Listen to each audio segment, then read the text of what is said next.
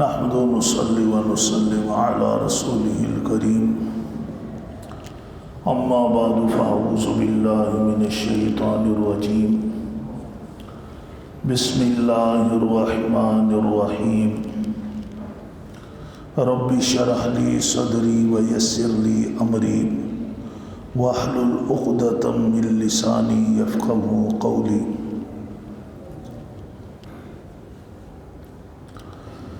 ان الذين آمنوا وهاجروا وجاهدوا بأموالهم وأنفسهم في سبيل الله والذين آووا ونصروا أولئك بعضهم أولياء بعض والذين آمنوا ولم يهاجروا ما لكم من ولايتهم من شيء حتى يهاجروا وَإِنِ اسْتَنْصَرُوكُمْ فِي الدِّينِ فَعَلَيْكُمُ النَّصْرُ إِلَّا عَلَىٰ قَوْمٍ بَيْنَكُمْ وَبَيْنَهُمْ مِيثَاقٌ وَاللَّهُ بِمَا تَعْمَلُونَ بَصِيرٌ وَالَّذِينَ كَفَرُوا بَعْضُهُمْ أَوْلِيَاءُ بَعْضٍ إِلَّا تَفْعَلُوهُ تَكُنْ فِتْنَةٌ فِي الْأَرْضِ وَفَسَادٌ كَبِيرٌ۔ واجب الاحترام گرامی قدر معزز حاضرین محفل، یہ چند آیات مبارکہ جس کی ابھی تلاوت اور سماعت کی سعادت حاصل ہوئی ہے، سورۃ الانفال کی آیات ہیں۔ سورۃ الانفال کا درس، ترجمہ، تفسیر کا سلسلہ بالترتیب جاری ہے۔ آج کا درس آیت نمبر 72 سے ہو رہا ہے۔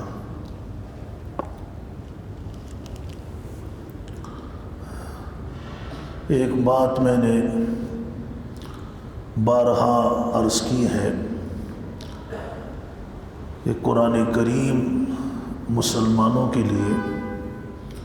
ایک قانون اور دستور کی حیثیت رکھتا ہے۔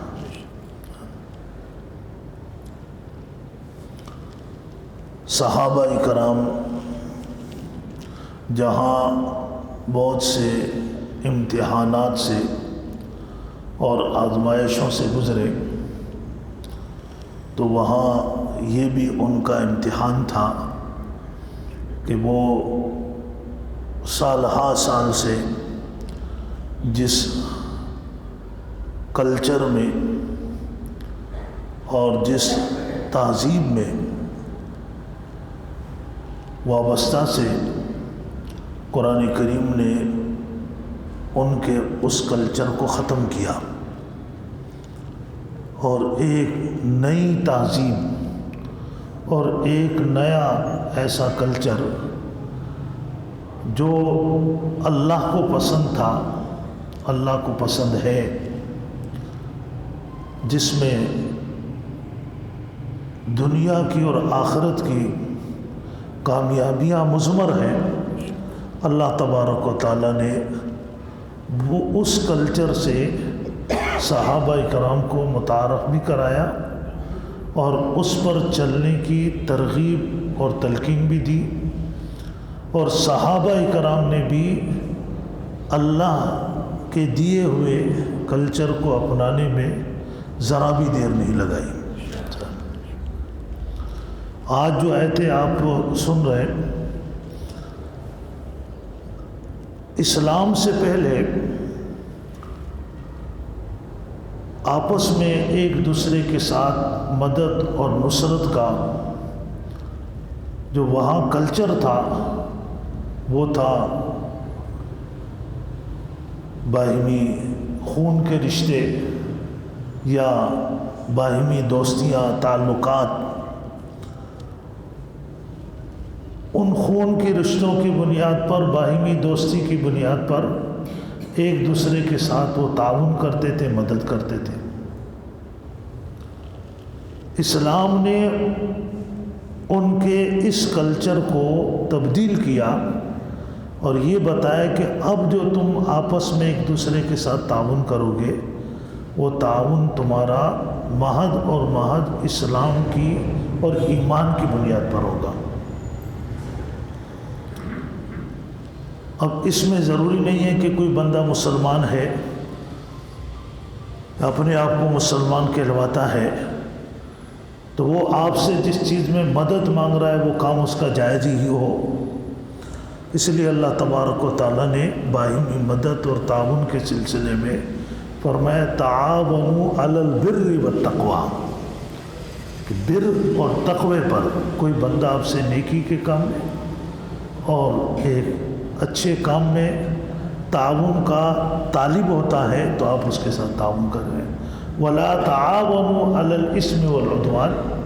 اور کوئی آپ سے کسی گناہ میں یا کسی پر ظلم اور زیادتی میں مدد کا طالب ہوتا ہے تو فرمائے کہ آپ نے اس کی مدد نہیں کرنی۔ اور ان آیات میں اس اصول کو بیان کیا کہ یہاں دو چیزوں کو بیان کیا ہے۔ ایک تو جاہلی تعصب کو ختم کیا کہ جو جاہلی طریقہ تھا ایک دوسرے کے ساتھ باہمی تعاون کا، مدد کا، اس کو ختم کیا۔ اس کے ساتھ ساتھ ایک بات سن کر آپ بڑے حیران ہوں گے، چونکہ یہ قرآن کے حوالے سے آپ سنیں گے، ادھر ادھر سے تو آدمی سنتا رہتا ہے، لیکن جب قرآن کے حوالے سے سنتا ہے تو اور زیادہ اس کے تعجب میں اضافہ ہوتا ہے کہ اللہ پاک نے مذہبی تعصب سے بھی منع کیا۔ وہ کیسے، اب آپ سنیں گے تو آپ کو پتہ چلے گا۔ دیکھیے ابھی سنیں ان باتوں کو۔ فرمایا ان الذین آمنوا وہاجروا وجاہدوا باموالہم وانفسہم فی سبیل اللہ، بے شک وہ لوگ جو ایمان لائے اور اللہ کے راستے میں انہوں نے ہجرت کی، اپنے گھر بار کو چھوڑا، ان علاقوں کو چھوڑا جہاں وہ پیدا ہوئے اور سالہ سال سے رہ رہے تھے، اور مدینہ منورہ میں آ گئے۔ وجاہدوا باموالہم وانفسہم، اور اپنی جانوں کے ساتھ، اپنے مالوں کے ساتھ اللہ کے دین کی اشاعت اور ترویج کے لیے تمہارے قافلے میں شریک ہو گئے۔ ایک یہ لوگ تھے، اور دوسرے والذین آووا ونصروا، وہ لوگ جو پہلے سے مدینہ منورہ میں رہ رہے تھے، جنہوں نے ان آنے والوں کو ویلکم کہا، ٹھکانہ دیا، اور صرف ٹھکانہ ہی نہیں دیا، وَنَصَرُوا، ہر طریقے سے ان کی مدد اور نصرت کی، یعنی ان کو اپنے پاؤں پر کھڑا کرنے کی پوری کوشش کی۔ اولئک بعضهم اولیاء بعض، اللہ نے فرمایا کہ اب یہ ایک دوسرے کے حمایتی ہیں، مددگار ہیں، وہ ان کے ساتھ اور یہ ان کے ساتھ مدد کریں گے۔ اور دوسرا مسئلہ یہاں اولیاء ابتدائے اسلام میں وارث کے معنی میں تھا کہ یہ ایک دوسرے کے مال کے وارث بھی بنیں گے، کیونکہ حضور اکرم صلی اللہ علیہ وسلم نے مدینہ منورہ میں آنے والے مہاجرین کی، مدینہ کے اندر جو لوگ رہ رہے تھے ان مسلمانوں کے ساتھ مواخات قائم کی تھی، ایک دوسرے کا بھائی بنایا تھا۔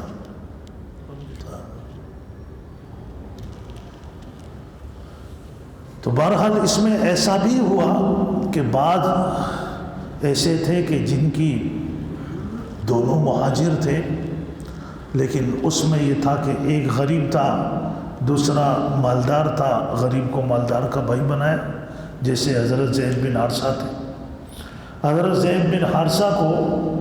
نبی کریم صلی اللہ علیہ وسلم نے سید الشہداء حضرت حمزہ رضی اللہ تعالیٰ عنہ کا بھائی بنایا تھا۔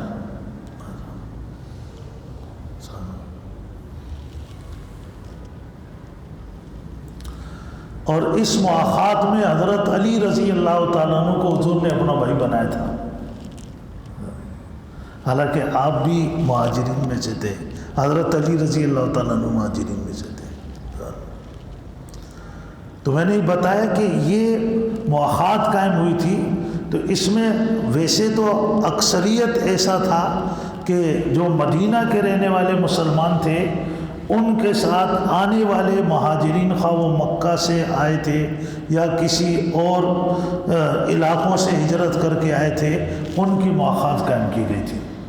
لیکن بعض صورتیں ایسی پیدا ہوئی کہ وہاں پھر ایسے افراد ختم ہو گئے، مل نہیں رہے تھے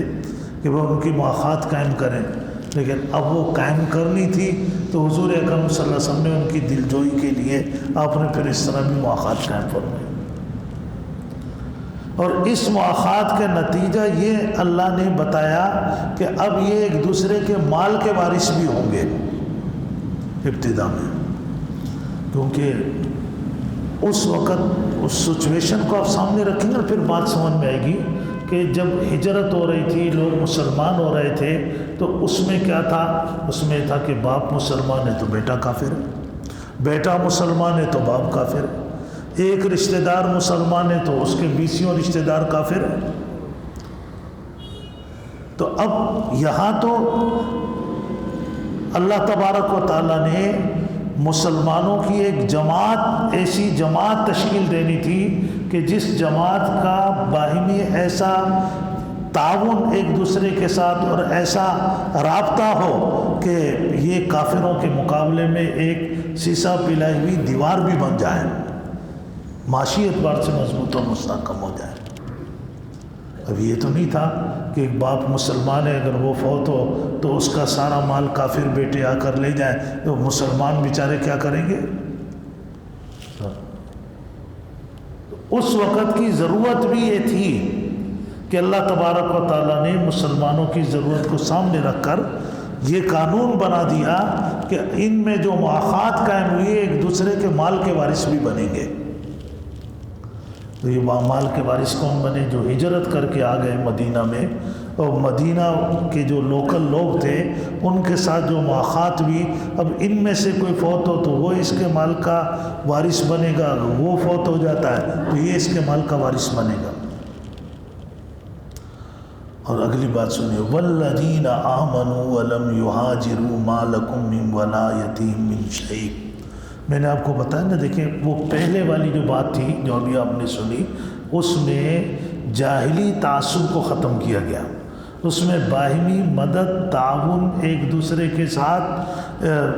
مالی تعاون میں بھی اللہ پاک نے بنیاد اسلام کو بنایا۔ اب جو دوسری بات ہے وہ یہ کہ وہ لوگ جو ایمان تو لائے لیکن انہوں نے ابھی تک ہجرت نہیں کی، اپنے علاقوں میں رہ رہے، مکہ میں رہ رہے، ان کے بارے میں فرمایا ما لکم من ولایت من شیء، ان کے ساتھ تمہاری ولایت یعنی وراثت نہیں ہوگی، حتیٰ یہاجروا، یہاں تک کہ وہ ہجرت کر کے آئے۔ وہ ہجرت کر کے آئے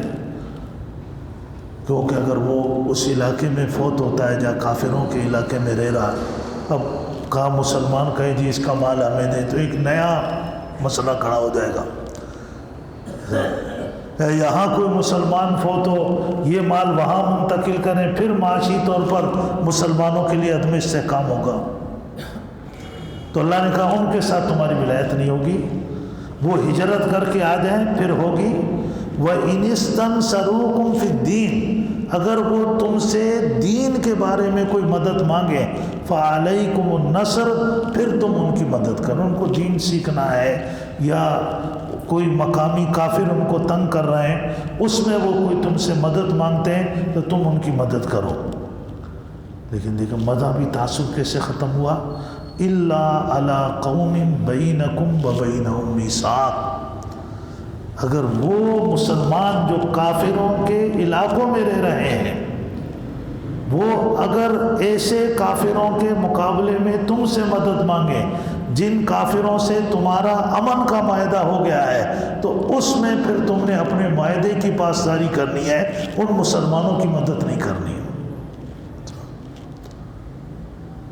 دیکھتے ہیں نا کہ اسلام کو ایشو بنا کے آپ ہر جگہ چلے جائیں اور اپنے معاہدات کی پرواہ نہ کریں، تو اس سے ٹھیک ہے علاقائی سطح پہ چند لوگوں کی مدد ہو جائے گی، یہ ہو جائے گا، لیکن عالمی سطح پر آپ کی بدنامی ہوگی اور اسلام بہت زیادہ اپنے تعلیمات اور اخلاق کے اعتبار سے بدنام ہوگا، اور اس کی مدد نہیں کرنی۔ اب میرا خیال یہ بات ابھی بھی سمجھ میں، اب ایک اس کی مثال سمجھیں پھر بات سمجھ میں آ جائے گی۔ مثالیں تو بہت ہیں لیکن میں ایک مثال دیتا ہوں۔ کہ یہ معاہدہ ہوا صلح حدیبیہ کے موقع پر. حضور اکرم صلی اللہ علیہ وسلم جو عمرے کے لیے تشریف لے گئے تو آپ کے ساتھ تقریباً کوئی 1400 یا 1500 صحابہ کرام تھے. ذوالحلیفہ سے حضور اکرم صلی اللہ علیہ وسلم نے عمرے کا احرام باندھا تھا. پتہ صحابہ کرام نے بھی احرام باندھا اور اپنے ساتھ جو جانور وہاں قربانی میں پیش کرنے تھے اللہ کی بارگاہ میں وہ جانور بھی ساتھ تھے. یہ قافلہ چلتا رہا، راستے میں پڑاؤ ڈالتا رہا، چلتا رہا حتیٰ کہ اس مقام پر پہنچا جہاں سے مکہ میں انٹری ہونی تھی اس کی. حضور اکرم صلی اللہ علیہ وسلم آگے تھے، صحابہ کرام آپ کے پیچھے تھے. مکہ میں انٹری ہونی تھی، وہاں آپ کی اونٹنی بیٹھ گئی. قصوہ پہ آپ سوار تھے، قصوہ بیٹھ گئی. تو اونٹنی کے بیٹھنے کے بعد اس کو اٹھانے کے لیے عرب میں کچھ الفاظ تھے، حل اس طرح کے الفاظ صحابہ کرام نے کہے، لیکن اونٹنی کھڑی نہیں ہو رہی تھی. پھر لوگوں نے کہا کہ قصوہ اڑ گئی ہے. حضور اکرم صلی اللہ علیہ وسلم نے فرمایا کہ قصوہ کی عادت نہیں ہے اڑنے کی، آج تک نہیں اڑی ہے. قصوہ کو آج اس ذات نے روک دیا جس نے فرمایا کہ اصحاب فیل کو روکا تھا، جس نے ابرا کا لشکر روکا تھا. اس طاقت نے، اس ذات نے میری اونٹنی کو روک دیا ہے. کیوں؟ آپ سمجھ گئے کہ اندر کافروں کی نیت خراب ہے اور ہمارے داخل ہوتے ہی انہوں نے لڑائی شروع کر دینی تھی جس سے کہ حرم کا تقدس پامال ہوتا. اللہ پاک نے ہمیں یہاں روک دیا بیت اللہ کے تقدس کے خاطر. اور آپ نے جب یہ بات ارشاد فرمائی اور صحابہ کا پیچھے ہٹے، جب صحابہ پیچھے ہٹے تو قصوہ خود کھڑی ہو گئی. قصوہ کھڑی ہوئی، آپ نے اس کا بھی رخ موڑا ایک سائیڈ پہ ہو کر، پھر آپ صلی اللہ علیہ وسلم وہاں چلے گئے جہاں آپ نے پڑاؤ ڈالا حدیبیہ کے مقام پہ، اور فرمایا کہ آج یہ کافر بیت اللہ کے احترام اور تقدس کے لیے مجھ سے کوئی بھی شرط رکھیں گے، میں اس شرط کو مان لوں گا. اور صحابہ اکرام سے آپ نے فرمایا کہ اپنے بال کٹاؤ، بس اب ہم نے ادھر جانا نہیں. تو بہرحال وہ پھر بعد میں بات ہوئی تو ہوا یہ کہ وہاں سے مکہ کے جو لوگ تھے مشرکین مکہ، انہوں نے آپ صلی اللہ علیہ وسلم کے پاس اپنے قاصد بھیجنے شروع کیے. 3 بندے ان کے آ گئے جن میں جو آپ سے پھر مذاکرات کر رہا تھا اس کا نام تھا سہیل بن عمر. سہیل بن عمر نے آپ سے مذاکرات شروع کیے اور اس میں کچھ شرائط طے ہوئی. سب سے پہلے جنگ بندی کے لیے کہ ہم اور مسلمان 10 سال تک نہیں لڑیں گے آپس میں، اور بہت سے شرائط تھے جن میں ایک شرط یہ تھی جو مسلمانوں پر اس وقت بہت زیادہ شاق تھی کہ اگر کوئی کافر مکہ سے مسلمان ہو کر آپ کے پاس آئے گا آپ اسے واپس کریں گے، آپ اس کو وہاں رہنے نہیں دیں گے، پناہ نہیں دیں گے اس کو. اور اگر کوئی مسلمان مرتد ہو کر مکہ آ جائے گا تو ہم مکہ والے اس کو واپس نہیں کریں گے. تم اگر کوئی مسلمان ہو کر مکہ سے مدینہ منور آ جائے گا اس کو واپس کرو گے، اور اگر کوئی مسلمان مرتد ہو کر اسلام چھوڑ کر مکہ آ گیا تو مکہ والے اس کو واپس کرنے کے پابند نہیں ہوں گے. حضور اکرم صلی اللہ علیہ وسلم نے ان تمام شرائط کو تسلیم کیا. صحابہ کرام نے اس شرط پہ آپ سے پوچھا بھی اللہ کے رسول یہ جو شرط ہے کہ ایک بندہ مسلمان ہوگا پھر جائے گا، آپ نے فرمایا کہ اس کے لیے اللہ پاک خود کوئی راستہ بنائے گا، اور جو مرتد ہو کر جائے گا کہاں وہ مکہ کے اللہ کرے اور دور چلا جائے اس کی ہمیں ضرورت ہی کیا، ضرورت ہی نہیں، جائے جہاں جاتا ہے جائے.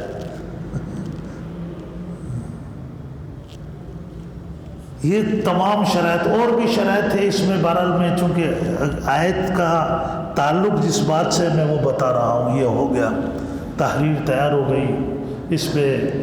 سگنیچر ہو گئے، دستخط ہو گئے جانبین سے۔ یہ سہیل بن عمر کا اپنا بیٹا ابو جندل جو مسلمان تھا، مکہ میں تھا، اس نے اپنے بیٹے کو پاؤں میں بھی بیڑیاں ڈالی ہوئی تھی، ہاتھوں میں بھی ہتھکڑیاں لگائی ہوئی تھی، گھر میں باندھ کے رکھا ہوا تھا۔ اس کو کسی طرح پتہ چلا کہ حضور اکرم صلی اللہ علیہ وسلم، صحابہ اکرام بالکل یہاں مکہ کے قریب پڑاؤ ڈالے ہوئے ہیں، تشریف لائے ہوئے ہیں۔ اس نے کسی طرح اپنی ماں کی منت کی یا کس طرح کچھ کر کے اپنے پاؤں کی بیڑیاں کھلوائی اور بھاگتا بھاگتا وہ پہنچ گیا صحابہ اکرام کے پاس اور رو رہا تھا۔ اس کے اتنے دنوں سے اس کو بند کیا ہوا تھا، مہینوں سے گھر میں۔ پہنچا تو اس کا والد، وہ تو مذاکرات اسی نے کیے تھے، اس نے کہا جی یہ تو آپ کو اپنے وعدے کے مطابق واپس کرنا پڑے گا میرے بیٹے ابو جندل کو، اس کو تو ہم آپ کو ساتھ جانے نہیں دیں گے۔ آپ نے بالکل ہم واپس کریں گے۔ صحابہ اکرام بھی اس منظر کو دیکھ کے آپ دیدہ ہو گئے کہ یہ بیچارہ اتنی تکلیفیں وہاں برداشت کرتا رہا اور ابھی بڑی مشکل سے یہاں پہنچا ہے، پھر اس کو انہی تکلیفوں میں دھکیل رہے ہیں۔ لیکن حضور اکرم صلی اللہ علیہ وسلم خدا داد بصیرت کی روشنی میں دیکھ رہے تھے کہ اب ان تکلیفوں کا پیریڈ بہت تھوڑا رہ گیا ہے، اب مکہ فتح ہونے والا ہے اور یہ تمام مظالم ختم ہو جائیں گے، اب تھوڑی اور یہ قربانی دیں گے، ان کا اجر اور ثواب بڑھ جائے گا۔ تو حضور اکرم صلی اللہ علیہ وسلم نے اس لیے یہ ہوا، وہ معاہدہ ہوا کہ یہ ابھی انہوں نے ہجرت نہیں کی تھی، لیکن یہ معاہدے کے بعد آئے، ہجرت کر کے آئے۔ اس معاہدے کے تحت اللہ نے فرمایا کہ آپ اپنے معاہدے کی پاسداری کریں، ان کی مدد نہ کریں۔ ابھی ایک اور بات سن کے آپ حیران ہو جائیں گے کہ یہ تو ہو گیا، ابو جندل کو تو آپ نے واپس کر دیا، لیکن اس کی واپسی ہوئی تھی کہ اس میں چند خواتین جو مکہ میں مسلمان ہوئی تھی اور ان کو ان کے گھر والوں نے گھروں میں باندھ کے رکھا ہوا تھا، وہ بھی کسی طریقے سے حضور اکرم صلی اللہ علیہ وسلم کے پاس پہنچ گئے۔ جب خواتین آ گئی تو اللہ پاک نے ان کے بارے میں سورہ ممتحنہ میں اس کے اندر ترمیم کر دی، اس قانون میں، اس فیصلے میں اللہ نے فرمایا مسلمان خواتین کو واپس نہیں کریں گے، ان کا جو کافر شوہروں کے ساتھ نکاح ہوا ہے ان کا جو مہر ہے اور جو ان کا شادی پہ خرچہ وہ ان کو واپس کر دیں، لیکن خواتین واپس نہیں ہوگی۔ اب کہتے ہیں جی خواتین کو اسلام نے حقوق ہی نہیں دیے۔ اسلام نے جتنا خواتین کا خیال رکھا ہے، ایک البت ہے کہ اسلام خاتون کو چراغ خانہ بنانا چاہتا ہے، ایسا نہیں شمع محفل نہیں بناتا، وہ چراغ خانہ بنا کر گھر میں عزت دیتا ہے۔ ہمارے ایک دوست ہیں قاضی فضل اللہ صاحب، کیلیفورنیا میں ہوتے ہیں، وہ درس دے رہے تھے۔ درس کے دوران ایک خاتون تھی، عیسائی تھی، تو اس نے کہا کہ جی وہ میں مسلمان ہونا چاہتی ہوں، لیکن میں نے سنا ہے کہ اسلام میں پھر خاتون جو ہے وہ ملازمت نہیں کر سکتی۔ اور انہوں نے کہا نہیں، ملازمت پہ کوئی پابندی نہیں ہے، خاتون ملازمت بھی کرے گی، اپنے پیسے خود رکھے گی، خرچہ شوہر سے لے گی۔ اس نے کہا اچھا۔ اس نے کلمہ پڑھا اور کہا بھی کسی سے میرا نکاح بھی کرا دیں، اس کا نکاح بھی کرائے گا۔ اس کو بعد میں پتہ چلا کہ خاتون کے تو سارے خرچے اسلام نے شوہر پہ ڈالے ہوئے ہیں، اس کا تو جو بھی پیسہ اس کو ملتا ہے ادھر ادھر سے سارا اس کو وہ سیف کرے، اپنے پاس جمع کرے۔ تو یہ تو اسلام کے بارے میں غلط تاثر دیا ہوا ہے کہ جناب اسلام اس چیز پہ پابندی لگاتا ہے۔ اسے اسلام پابندی اگر ضرورت ہے خاتون کی پردے کے ساتھ کوئی بھی کام کرے، گھر سے جائے، اسلام اس پہ پابندی لگا۔ حتیٰ کہ بھی جو بیوہ خواتین ہو جاتی ہیں، طلاق ہو جاتی ہیں، ان کے لیے بھی اب دیکھیں نا، مطلقہ کا جو عدت کا خرچہ ہے وہ شوہر کے اوپر ہے، شوہر دے گا، لیکن اگر شوہر نہیں دیتا پھر اس کو مجبوراً گھر سے نکلنا پڑتا ہے، اسلام اس کی مجبوری کا خیال رکھتا ہے، اسے اجازت دیتا ہے۔ اسی طرح ایک خاتون بیوہ ہو جاتی ہے، اب بیوہ کا دائرے شوہر مر گیا، اب اس کی عدت کا خرچہ کون دے گا؟ 4 مہینے 10 دن ہے، اگر اس کے پاس پیسے نہیں ہیں اور وہ اپنا گزارا نہیں کر سکتی، وہ دن میں جائے کوئی کام کرے، اسلام نے اس کے لیے کوئی منع نہیں۔ تو بہرحال یہ میں نے ایک مثال دی کہ اللہ پاک نے ہمارے مذہبی تعصب کو بھی ختم کیا کہ دیکھیں وہ آپ کا مسلمان بھائی ہے، کلمہ پڑھا ہوا ہے اور آپ کے ساتھ اس کا اسلامی تعلق ہے، دینی تعلق ہے، لیکن وہ ایسی قوم کے خلاف آپ کے سامنے مدد کے لیے ہاتھ پھیلا رہا ہے جن سے آپ کا معاہدہ ہو گیا ہے، جنگ بندی کا معاہدہ ہے یا بندوں کے واپسی کا معاہدہ ہے، اللہ نے فرمایا تم نے اب اپنے مسلمان بھائی کی مدد نہیں کرنی، اپنے معاہدے کی پاسداری کرنی ہے۔ یہ 3 باتیں بھی، اور ساتھ میں یہ بھی بتایا واللہ بما تعملون بصیر، جو تم کر رہے ہو اللہ نے فرمایا میں خود تمہیں دیکھ رہا ہوں، کیا کر رہے ہو، عمل کر رہے ہو، صحیح کر رہے ہو، غلط کر رہے ہو، صحیح کر رہے ہو اللہ تمہارے ساتھ ہوگا، اللہ کی مدد تمہارے ساتھ ہوگی، اللہ دنیا میں بھی ترقی اور کامیابی اور عزت عطا فرمائے گا، آخرت میں بھی اللہ پاک عزت عطا فرمائے گا۔ صحیح نہیں کرو گے اللہ پاک خود تمہیں پکڑیں گے۔ والذین کفروا بعضهم اولیاء بعض، اب وہ کافر جو مسلمانوں کی ریاست میں رہ رہے ہیں، مسلمانوں کے ملک میں رہ رہے ہیں، فرمائے کہ ان کافروں کی مالی معاملات میں، ان کے مالی ایک دوسرے کے وارث ہونے میں تم نے مداخلت نہیں کر رہے، وہ آپس میں ایک دوسرے کے وارث ہیں۔ یعنی کافروں کو بھی جو مسلمانوں کی ریاست میں رہ رہے ہیں ان کو اپنے معاملات میں اللہ پاک نے آزادی دی، اور مسلمانوں کا کہ ان کو تم نے نہیں چھیڑنا۔ اور ساتھ میں ہی بتایا الا تفعلوا، کہ جو 4 باتیں تمہیں بتائی گئی ان 4 باتوں پہ اگر تم نے عمل نہیں کیا تکن فتنۃ فی الارض، تو زمین میں فتنہ ہوگا، وہ فساد کبیر، اور بہت بڑا فساد ہوگا۔ یہ 4 باتیں بتائی گئی۔ ایک بات یہ بتائی کہ تم نے آپس میں ایک دوسرے کے ساتھ تعاون اسلام کی اور دین کی بنیاد پہ رکھنا ہے، وہ خون کے رشتے اپنی جگہ پر ہے، لیکن اب تمہارے لیے سب سے زیادہ اہم رشتہ دین اور اسلام کا ہے۔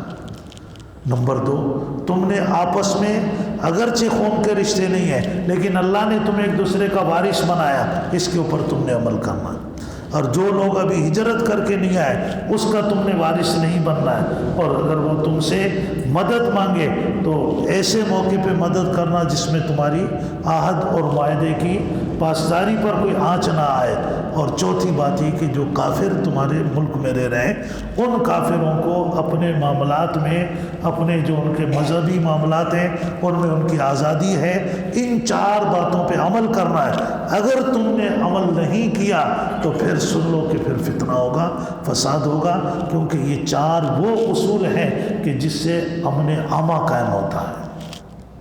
آج اب آپ دیکھیں جب سے مسلمانوں نے ان چیزوں کو چھوڑا ہے تو اس کے بعد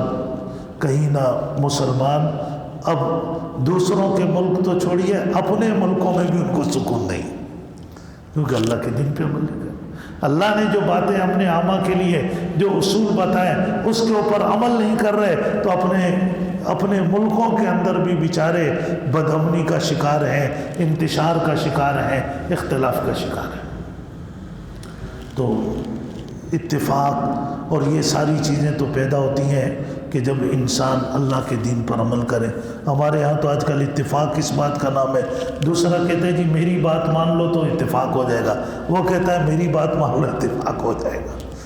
لیکن آپ دیکھیے ضروری ہے کہ اب یہ دونوں بندے مل کر کسی ایسے تیسرے بندے کی بات مانیں جس کا علم بھی بڑا وسیع ہو، حکمت بھی وسیع ہو، وہ سب کچھ جانتا ہو، طاقت بھی بڑی ہو، وہ اللہ کی ذات ہے کہ سب مل کر اللہ کی بات مان لیں تو آپس میں اتفاق ہو جائے۔ وَاعْتَصِمُوا بِحَبْلِ اللَّهِ جَمِيعًا۔ تو بہرحال اللہ پاک ہمیں سمجھنے کی، عمل کی توفیق نصیب فرمائے۔ وآخر دعوانا